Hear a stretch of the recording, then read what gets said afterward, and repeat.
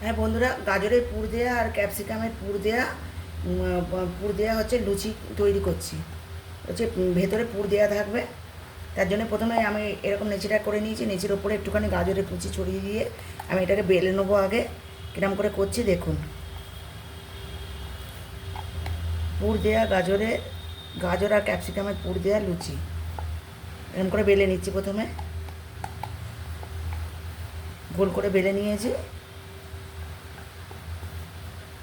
নিয়ে এবার আমি পুরটা দেবো একটু, আর ক্যাপসিকামের পুর একটু, দুটো পুর দিয়ে দিলাম।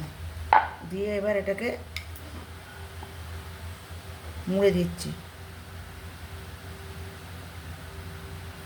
প্যাটিসের আকারে এটা তৈরি হচ্ছে। প্যাটিস না, কিন্তু এটা লুচি। প্যাটিস হচ্ছে মুচমুচে শক্ত হতে, এটা কিন্তু নরমই হবে। দিয়ে আমি এটা তৈরি করে নিয়েছি। নিয়ে এবার এটা আমি বেলে নেব। এরকম করে আস্তে আস্তে জাঁক দিয়ে দিয়ে আমি এটা বেলে নেব।